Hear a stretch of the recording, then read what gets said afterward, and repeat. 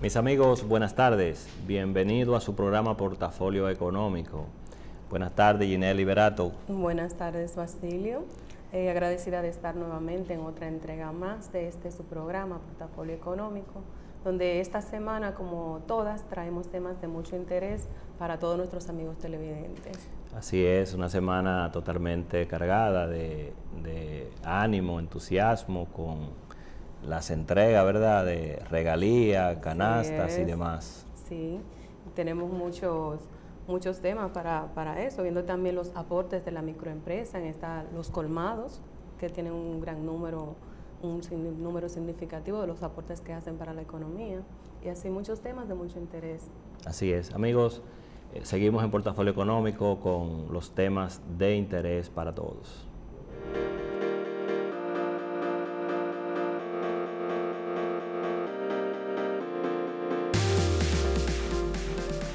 Mis amigos, en esta semana hemos visto algunas informaciones que nos llaman la atención, informaciones que tienen que ver con el panorama económico. Vimos la Asociación de Comerciantes Detallistas que hizo una actividad y daba unas declaraciones importantes con respecto al aporte que hacen los colmados al empleo. 1 millón de empleos, dicen ellos, que los colmados generan a la economía. Sí, en eso es lo que vemos que están involucrados, ya que los colmados tienen un contacto directo con distribuidores, con el personal que manejan y todo el círculo que está en su entorno. Lo cierto es, Ginette, que el modelo de negocio colmado, pulpería, ¿verdad? Como bodegas. Diríamos que es la expresión más original que pudiéramos nosotros precisar en cuanto al comercio. O sea, el colmado justamente es el comercio más cercano que tienen nuestras comunidades, nuestros barrios, nuestros sectores. Y eso es cierto. La verdad es que este tipo de modelo de negocio debe de ponerse la atención para que pueda cada vez organizarse más. Por ejemplo, si vemos el modelo de negocio de un colmado, este tipo de negocio, primero está en la informalidad.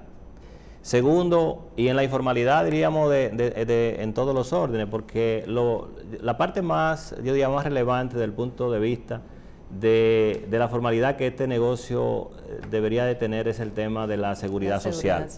Fíjate que tienen, por ejemplo, delivery, muchachos que andan en motores, el riesgo que representa manejar un motor en esta ciudad y no estar, por ejemplo, protegido con la seguridad social, sobre todo el riesgo laboral. El riesgo laboral, porque vemos incluso colmados que tienen hasta 3, 4 y 5 deliveries. Correcto, así es. Yo creo que las declaraciones hechas por esta asociación son dignas de tomar en cuenta, y sobre todo que ya ese tema lo veremos más adelante con nuestro invitado para ver el tema del régimen simplificado que se ha anunciado, que debe de contener todo lo que sería un atractivo para que estos negocios pues puedan formalizarse, puedan seguir aportando de manera directa e indirecta, sobre todo en esa parte del empleo, porque lo cierto es, y para nadie es un secreto, que el tener un empleo en este país no es una tarea fácil. Claro, lo que se busca es que puedan insertarse de manera eficaz a la economía, porque principalmente los colmaderos, como citan, manejan mucho personal, desde los distribuidores, que si tú te quedas mirando un colmado una semana, te das cuenta de que tienen en contacto con más de 5,000 personas, que va el del refresco, que va el de la cerveza, que va los rancheros. Entonces hay que tener una capacitación. Esas personas no tienen la seguridad social, no tienen una pensión, son muchas cosas, muchos factores que pueden beneficiarlos a ellos, lo cual esperamos que sí sigan avanzando, porque así pueden incursionar más a medida que están más preparados, pueden a la vez enfocarse más en lo que es la economía de nuestro país. Correcto. Sí, yo veía que se hacía un llamado a hacer unas alianzas estratégicas con los productores, porque lo cierto es que cuando uno mira la evolución de nuestra economía sobre todo en los últimos años, donde unas grandes cadenas de negocio pues se han instalado en diferentes niveles. Por ejemplo, si nosotros vemos la zona oriental, por ejemplo, ya la zona oriental, ahí se encuentran las cadenas de supermercados más importantes del país. Evidentemente que esta competencia pues afecta a ese tipo de negocios, ese negocio más pequeño, sí. Y evidentemente el gobierno, como una manera de proteger y de garantizar esa microeconomía, debe de pensar en un diseño de que este tipo de negocio pues no desaparezca, porque el desaparecer entonces está complicando su propia dinámica, porque afecta una de las partes más sensibles, que es el tema del empleo. Así es, así es. Vimos también, Ginette, un tema que tiene que ver con la desigualdad, pobreza. Así es. El ministro de Economía insta a la sociedad a unar esfuerzos para poder combatir esto de la desigualdad, de la pobreza, en donde se exhorta, porque lo que necesitamos son enfrentar estos desafíos, una amplia gama de lo que es de que se unan esfuerzos para que haya más ofertas de empleo, principalmente para nuestros jóvenes, donde muchos jóvenes que salen de las universidades a veces no tienen la preparación o la experiencia para ir a una empresa, entonces necesitan que se creen mayores oportunidades y desafíos para esa juventud. Principalmente lo vemos en los campos, como hablamos la semana pasada, de que muchos jóvenes que tienen que emigrar a ciudades cercanas para buscar un mejor porvenir. Así es. Nosotros vamos a tener que invitar a un economista para que nos explique realmente esa ecuación, porque nosotros, y como se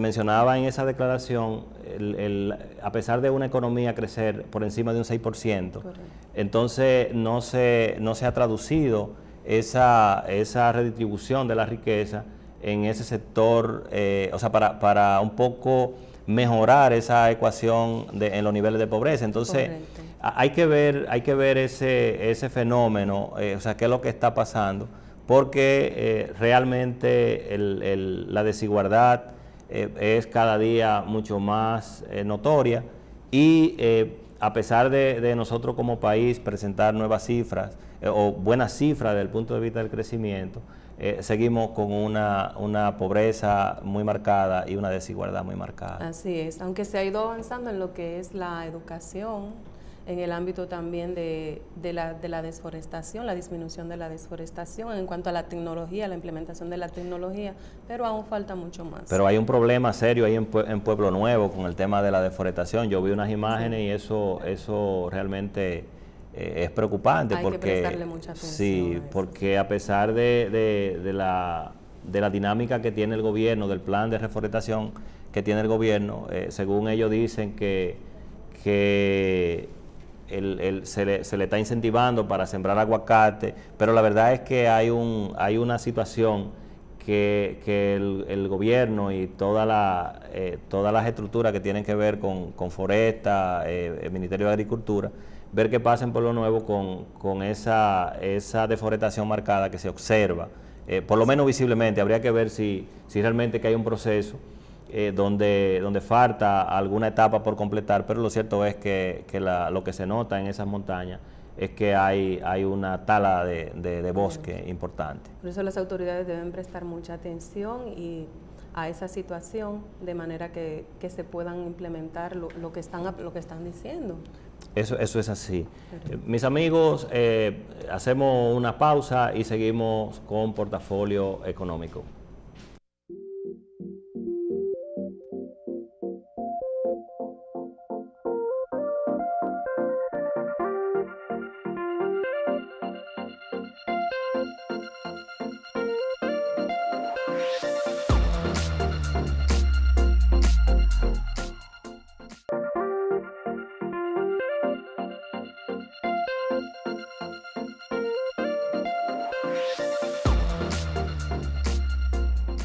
Agradecido de su sintonía. Hoy nos acompaña nuestra querida Susana Fría para poder desarrollar esta entrevista. Susana, ¿cómo te sientes? Muy bien, gracias a Dios. Qué bueno, qué bueno. Mis amigos, hoy está con nosotros el licenciado Billy Guerrero, un contador público autorizado, experto en impuestos, profesor en materia de impuestos. Billy, gracias por acompañarnos en el programa Portafolio Económico. Gracias a ti, Basilio, a Susana y a Ginette por la invitación. Ginette, estamos aquí para los temas que tenemos. Gracias, Billy. Billy, me gustaría iniciar el programa preguntándote cómo valora la gestión que ha hecho la Dirección General de Impuestos Internos en el 2018 con los cambios que ha realizado básicamente en toda la estructura de comprobantes fiscales y demás.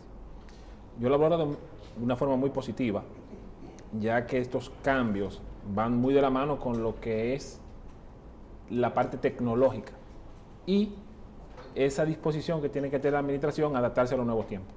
Yo la valoro de una forma muy positiva. Billy, cuando vemos que se habla de simplificar el cumplimiento, ¿realmente estos cambios han logrado simplificar? Al principio fue un poquito difícil como todo, pero a medida que la gente ha ido conociendo, los contribuyentes, profesionales, colegas, se le ha ido facilitando un poquito más el cumplimiento de tantos. Cuando hablamos ya de los comprobantes fiscales, que en principio se pensaba que se iban a autorizar más de una secuencia, y vemos que negocios, por ejemplo, que tienen varios puntos de venta y no tienen un sistema en línea, que tienen que fraccionar los números, por ejemplo, una sucursal usa del 1 al 1000, del 2000 al 3000 la otra. ¿Cómo ves tú esta práctica, si realmente para el contribuyente en este caso le es fácil de manejarlo? Porque de hecho la DGI ha dicho que, o ha expresado que de esta manera la DGI tiene más control, pero del lado del contribuyente, ¿cómo tú valoras esa parte? Bueno, en el conocimiento que he tenido con eso y de la parte de asesoramiento cuando la tuve, realmente a los clientes, contribuyentes, se les asesoró sobre esta parte. Realmente muchos tuvieron retinencia a lo que es aceptarlo, decían, pero me han complicado la existencia, la vida, pero a raíz del tiempo, ya desde mayo hacia acá, se han visto que no ha sido algo tan complicado como tal. Eso ha sido lo que ha ocurrido. En el caso del aumento de la recaudación que la Dirección General de Impuestos anunció en estos días, que ha tenido, o sea, cuando ha comparado, pues evidentemente ha sobrepasado inclusive la meta presupuestaria. ¿Tiene que ver estos cambios, han aportado realmente a ese incremento? Yo entiendo que sí, que han aportado mucho por el tema de que el contribuyente nuevo, cuando solicite estos comprobantes, hacen una verificación más exhaustiva que anteriormente lo hacían. Ya no se asignan comprobantes de forma indiscriminada como se hacía, que tú pedías 1000, te daban 1000, ahora no, ahora te van valorando, tú tienes que ir poco a poco solicitando que 15, que 20, la administración te lo va dando un poquito a cuenta gota, pero eso también te va creando lo que es una historia de tu uso de comprobantes fiscales y por ende tú tienes más control sobre ellos. Sobre esa parte de los comprobantes fiscales, justamente hoy me consultaba un cliente que tiene ventas rancheras, que le quedaban alrededor de 100 comprobantes, pero él emite al día algunos 800. Entonces me decía, ¿qué hago? Porque ya me quedan para salir a la calle alrededor de 100. Tengo un promedio de venta en el día de emisión de comprobantes de 800. Que sobrepasa lo que tiene la existencia. El inventario. El inventario. Entonces, ¿cómo manejar esa situación cuando sabes que cuando salga el primer vendedor con el aparato electrónico, se acabaron? Exactamente. Y tú con un camión en la calle, facturándole, por ejemplo, a los colmados, que era un tema que ahorita lo mencionaba. Bueno, lo que la administración ha dispuesto con eso es que tú puedes enviar lo que es el formato 607, que es donde reportamos las ventas de crédito fiscal y aquellas de consumo que sobrepasen los 250,000 pesos, tú puedes enviarlos cuantas veces sea necesario en un mes. Entonces, cuando tú los envías, lo que hace es que eso les reporta a la DGI, mira, ya estos comprobantes ya yo lo utilicé y tú puedes solicitar nuevamente y ellos te lo autorizan. Billy, no inmediatamente, pero Billy, un poquito más. Pero fíjate la realidad. Por ejemplo, tú con un camión en la calle, tienes 100, se agotaron los 100, pero hay 3 camiones más por otro lado. O sea, ¿cómo tú manejar eso? Yo creo que son de las cosas que deben de verse como las realidades. Y no sé ahí si la DGI tiene algún plan contingente para ese tipo de casos. El único plan contingente que la administración tiene sobre eso y que tenemos conocimiento es ese, que tú puedes enviar un 607, ahora mismo lo puedes enviar y solicitar comprobante nuevo. En ese caso, esa compañía, ese cliente, lo que tiene que hacer es, a sabiendas de esa, es enviar su 607 y solicitar nuevamente. Además, no tenemos que esperar que nos queden 100 para solicitarlos. Podemos solicitarlos antes de los 100 a sabiendas de eso. O sea, que aún sin agotarse se pueden solicitar. Se pueden solicitar, claro que sí, la administración lo autoriza. Pues ya lo saben nuestros clientes, nuestro negocio que viven con esa preocupación. Ahí no hay ninguna. Billy, se habla de un régimen simplificado. Actualmente nosotros tenemos un régimen simplificado. Tenemos un régimen simplificado dividido en 2. El PCT, o Procedimiento Simplificado de Tributación, basado en ingresos, que son aquellos profesionales liberales, contadores, abogados, médicos, psicólogos, todos esos temas que su naturaleza de los ingresos es el servicio como tal. Eso tienen su PCT, que son 8 millones y algo, 8.7 millones de pesos, que en el año, si tú tributas por ahí, tú tienes de ingresos, te acoges de ingresos. Tenemos el PCT basado en compras, que como conversábamos, no es un PCT, porque no es para nada simplificado, un poquito complejo. El que es basado en compras, tú tienes 40 millones, te dividen los ITEVI, es un poquito complejo, que entiendo que es por ahí que viene el tema de cambiarlo, el PCT como tal. ¿Cuáles serían más o menos los cambios que traería la nueva figura? Una de la nueva figura del PCT, para que se entiende que es para el 2019, que hasta el momento no se tiene un borrador de lo que viene. Que se ha anunciado que entraría ya en enero. Se presentaría en enero.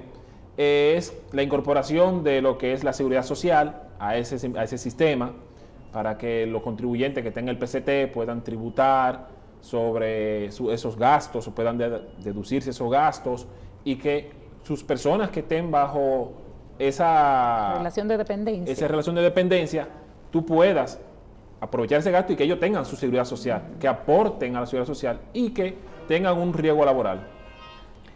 Realmente la figura del PCT ha generado mucho entusiasmo. Los sectores PYME se han sentido muy identificados con esta figura.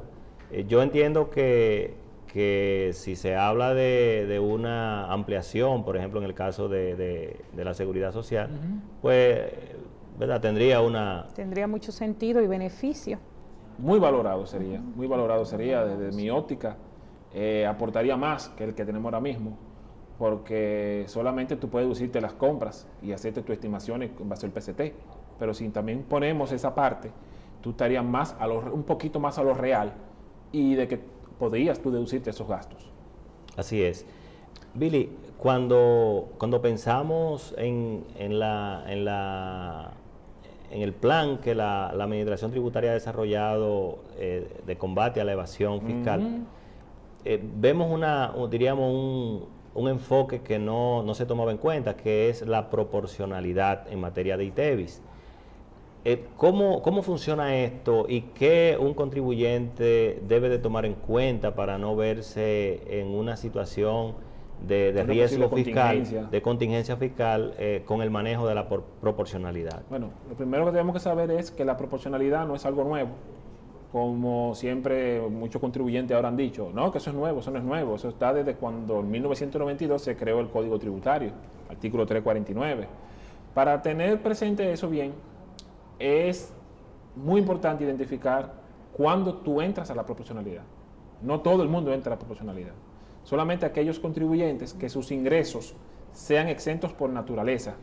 Ejemplo, bienes exentos, llámese carnes, supermercados, todo ese tipo de negocios son aquellos que entran en la proporcionalidad.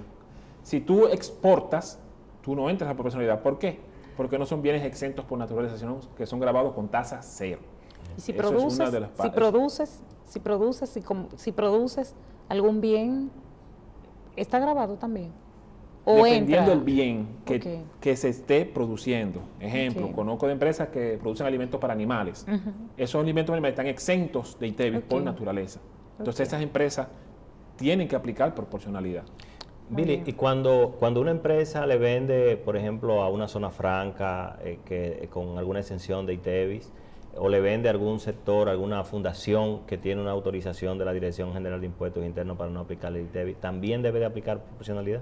No. ¿Por qué? Porque esos son bienes que son exentos por destino, no por naturaleza. La naturaleza de ese bien que tú estás vendiendo es gravado, pero por la condición especial de ese cliente o contribuyente, tú debes de facturarle sin el ITEVIS. Zona franca, instituciones sin fines de lucro, todo esto. En el caso de las zonas francas no necesitan una autorización previa de la DGI. Con el simple carnet ya se le puede exonerar de ITEVIS, a sabiendas de que ese bien que tú le estás vendiendo es para la producción. Si son ONG o otras instituciones, sí se le debe buscar una exención a través de la DGI, Ministerio de Hacienda. Ok. Muy aclarado el tema, porque ha habido mucha confusión con ese tema de la proporcionalidad. Inclusive la DGI en muchos casos ha estado notificando y exigiendo proporcionalidad en casos donde hay una condición, y eso entonces hay que aclararlo ante la DGI misma, ¿verdad? En el caso del contribuyente, para que lo pueda manejar. Yo siempre a mis alumnos, les digo que cuando apliquen proporcionalidad deben de documentar, porque cuando la DGI te llama, tú tienes que responder. Soportes. Tú tienes 3 años para tú poder defender cualquier tema o sustentarlo ante la DGI, y ellos están en la potestad de llamarte y que tú vayas allá. Billy, ¿y cómo determinar la ecuación de la proporcionalidad? Ya una vez, diríamos, calificado para aplicarla, entonces, ¿cómo se determina esa ecuación? Ok, la ecuación o la sumatoria sería tú, del total de tus ingresos producidos en un periodo, recordamos que el ITEVIS es 30 días, mes calendario, 31, 30, 29 o 28, dependiendo si año de bisiesto o no. Las operaciones que tú tengas en ese mes, tú tienes que valorarlas, sumarlas todas y dividir las gravadas, tantos por naturaleza y exentas por destino, dividirla entre su total. Y eso te va a dar el coeficiente de proporcionalidad a la cual tú tienes derecho a utilizar.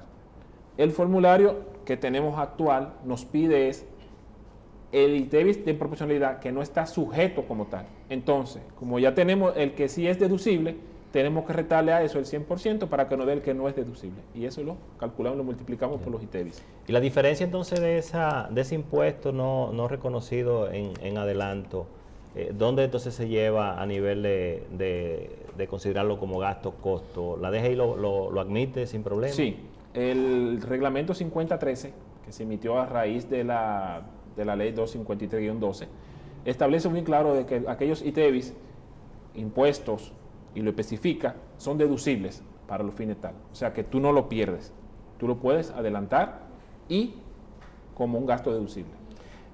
Hablando de ITEVIS, Billy, ¿cuál es el tratamiento de las promociones, de las donaciones? Por ejemplo, vemos muchos contribuyentes con ciertas dudas con respecto a si las donaciones van grabadas con ITEVIS, si no van grabadas con ITEVIS. ¿Cuál es el tratamiento real que el código establece con respecto a la donación? Con respecto a la donación en sentido general, el título 3, que es de lo que establece el ITEVIS, menciona muy claro que el ITEVIS se va a transparentar o a cobrar cuando tú vendas o a título oneroso o gratuito. O sea, ¿qué te dice la administración con eso? Tú puedes regalar todo lo que tú quieras, menos que mis impuestos, en este caso el ITEVIS. Tú debes de pagar el ITEVIS en una donación, tú debes de pagar el ITEVIS en caso de una promoción. Mis amigos, con Billy esta conversación está interesante. Vamos arriba y seguimos en Portafolio Económico.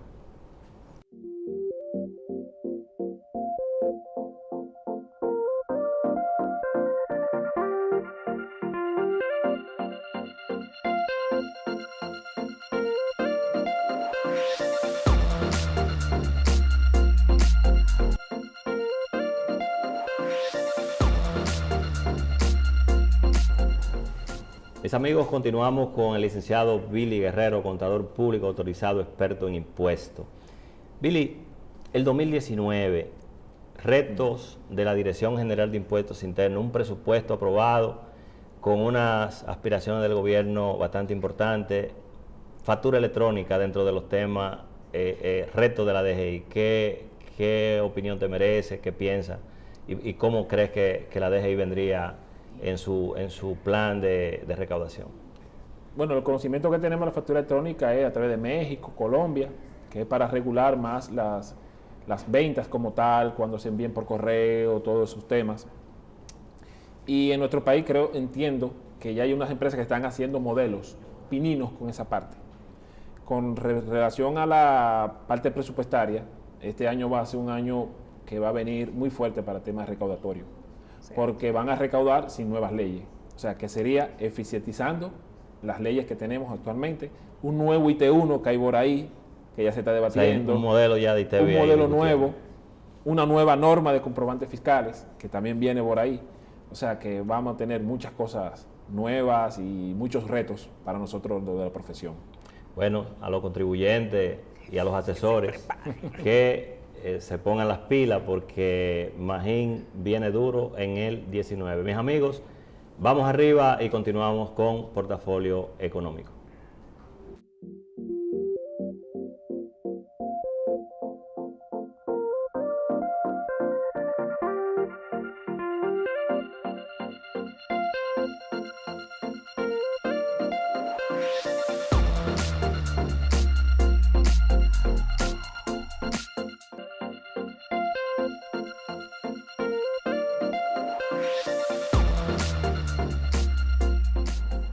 Amigos, y recuerden que si aún no tiene o no ha realizado la actividad navideña de su empresa o esa celebración que tanto desea, aún está a tiempo. Contacte a nuestros amigos de MediaSpace, donde un personal altamente calificado en lo que es la planificación y organización de eventos le va a asesorar.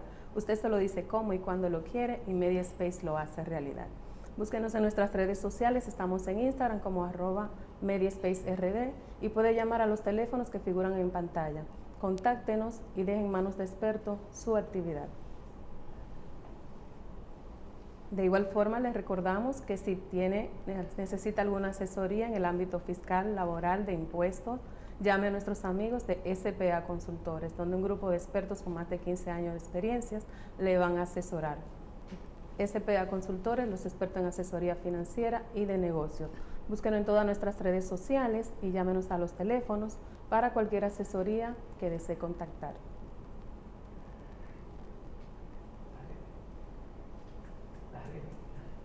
También les recordamos que pueden seguirnos en nuestras redes sociales, tanto este como los demás programas. Lo puede buscar en YouTube como Portafolio Económico y estamos en Instagram como @portafolioeconómico.tv. En Facebook también nos puede contactar como Portafolio Económico. Escríbanos, déjennos sus comentarios, los cuales son muy importantes para nosotros. Y seguimos con nuestro próximo segmento.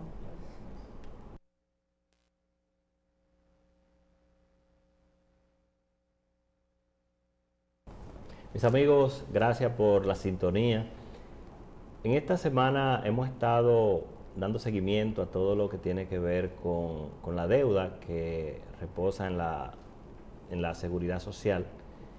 Tanto entidades públicas como privadas se han anunciado con una deuda importante y eso ha traído como motivación la modificación de la ley para eliminar los recargos y bajar también la tasa de recargo de intereses que esta deuda generan. Pero lo cierto es que llama la atención que 144 cabildos a nivel nacional son los que tienen deudas con la seguridad social, implicando esto que los empleados de estas entidades pues no tengan acceso al beneficio de la seguridad social, tanto los empleados como los dependientes. Entonces esto es un tema que nos llama la atención porque un país, una sociedad con un nivel de incumplimiento, independientemente que haya un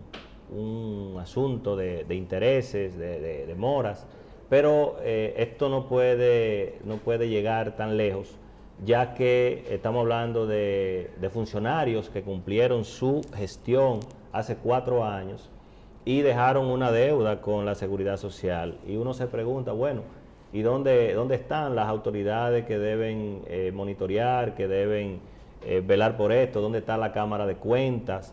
Que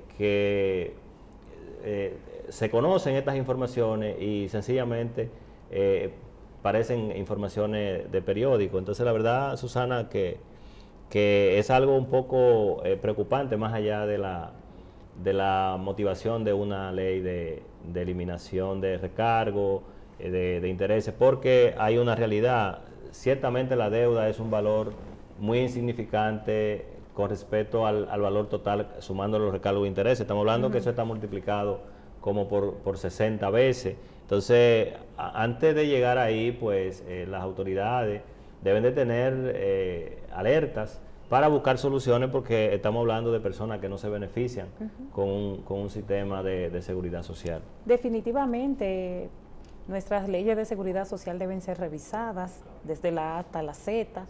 Es un caso muy lamentable, lo citado por usted, licenciado Sánchez, en relación a los infelices, que son los empleados de nuestros cabildos.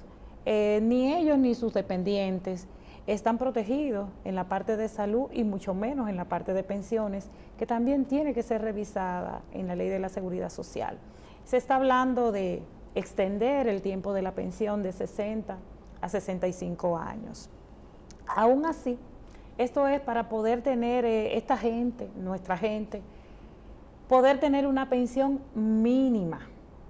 Entonces, el no pago de la seguridad social distancia un poco más el momento de la pensión. Pero que en estos días se estaba discutiendo, Ginette, el tema de una cantidad de dinero que reposaba entonces en la tesorería de parientes que no reclamaban, que no podían, o sea, que yo creo que hay una serie de elementos que deben de ser revisados, tomados en cuenta y revisados. La semana pasada el tesorero de la Seguridad Social dijo que también, aparte de los cabildos, hay empresas descentralizadas del gobierno, hay empresas privadas y hay muchas micro, pequeñas y medianas empresas, las cuales cuando incurren en las moras para pagar, se ven en incumplimiento con esto, que por eso más que eliminar este pago, lo que se busca es que se disminuya la cuota de los intereses. Y que estamos de acuerdo, Susana, estamos de acuerdo en que se implemente una ley de amnistía para regularizar eso, porque lo que más importa es, amén de lo que significa la recaudación, lo que dice Susana, o sea, las personas es lo más importante, la seguridad social. Entonces, ¿quién está cogiendo a esos empleados de nuestro cabildo y a sus familiares? El Estado, porque el Estado, lo hemos un accidente laboral. Y el accidente laboral, claro, o sea, claro. Lo hemos discutido en otros programas. Al final de cuentas van al hospital público a servirse de un servicio que lo paga el Estado como quiera. Entonces yo creo que es un tema que... Y otro elemento importante, los empleados de los cabildos hacen el aporte que tienen que hacer a la seguridad social, sin embargo no están recibiendo los servicios. No están recibiendo los servicios. Ahí es que está el crimen, o sea, y a eso yo me refiero. Es criminal. Realmente es un tema que debemos seguir viéndolo más adelante y dándole seguimiento. Esperemos que al final de cuentas se aprueben estas leyes para que estas empresas se pongan al día y el personal pues pueda ser beneficiado con el beneficio de la salud. Así es. Nosotros tenemos algunos temas también importantes que han sido, diríamos, noticia en la semana. Vimos que el gobierno tiene un presupuesto para canasta navideña de 1.500 millones de pesos, una cantidad importante. Lo cierto es también que... la Cámara de Diputados. Sí, que la Cámara de Diputados es otro tema que realmente cuando uno mira lo que está pasando con esta política social del gobierno, realmente hay que llamar la atención cómo esto se está manejando, porque si bien es cierto que es aplaudible la ayuda que el gobierno hace a los más necesitados, pero también hay un tema de la forma, o sea, hay una vista que no es nada agradable, y sobre todo cuando esta vista sale a otro lado del mundo, no nos vemos bien. Y yo creo que la forma de cómo este tema se está lidereando debe de revisarse para no mostrar tanta calamidad en gente envejecientes, en filas muy temprano, con riesgo de accidentes, Susana, que entonces una caja no le va a significar sanarse o curarse de una rotura o algo, o algún golpe que se le dé a una persona de esta edad. Así es, en la mañana vimos algunas imágenes de las entregas, comentarios de nuestros envejecientes, personas que fueron accidentadas, accidentes leves y todo eso. Gracias a Dios estaban la gente de la Cruz Roja prestando asistencia, pero es lamentable, es muy lamentable, el hecho es muy lamentable que ver tanta gente pobre, tanta gente necesitada, y yo creo que no es la mejor manera de llegar a ellos y de querer, ¿verdad?, el objetivo, hacerle una Navidad feliz, ¿sabes? Así es. Así que el presidente Medina, sigamos apoyando a los que más necesitan, pero revisemos la forma de cómo esto llega para cuidar entonces todo ese tema. Ya estamos en los minutos finales, mis amigos. Yo no quisiera despedir el programa sin antes agradecer al presidente de la República porque el reclamo que le hacía a la comunidad de Arroyo Cano y Yaque, y hablo esta vez por Arroyo Cano, por ser yo de Arroyo Cano, por la ambulancia que hizo entrega en esta semana el presidente de la República en cabeza de la diputada Lucía Medina Yomaira, quien junto a los alcaldes y los directores distritales como Agustín Sánchez, conocido como Papito en Arroyo Cano, pues recibieron esta ambulancia. Hay que decir que este aporte que el gobierno le hace a esta comunidad es muy valioso, porque el trasladar un herido de Arroyo Cano a la capital, por ejemplo, el costo anda por los 15,000 pesos. Y no es fácil para una persona de muy escasos recursos, porque de escasos recursos somos muchos los que habemos, pero allí lo que hay gente es de muy escasos recursos, y la verdad es que agradecemos a la diputada Yomaira por este gesto de responder a una necesidad de esta comunidad, y al presidente de la República porque realmente valoró el reclamo que se le estuvo haciendo, lo entendió que era un reclamo justo, porque nosotros sabemos que el 911 se extenderá en cualquier momento en San Juan y llegarán estas herramientas de ayuda a estas comunidades, pero como dicen por ahí, las enfermedades y la muerte no esperan a nadie, o sea, ellas son constantes, y por eso entonces saludamos el hecho de que esta ambulancia haya llegado a Arroyo Cano y una ambulancia para Yaque. Así, mis amigos, que muchas gracias. Ginette, despedimos el programa. Gracias. Susana, despedimos el programa. Le deseamos a todos nuestros amigos televidentes que tengan una feliz Navidad junto a sus seres queridos. Recuerden no consumir mucho alcohol para que se puedan tener prevenciones. Basilio, nos vemos la próxima. Bye, bye, bye, bye. Bye, bye, bye.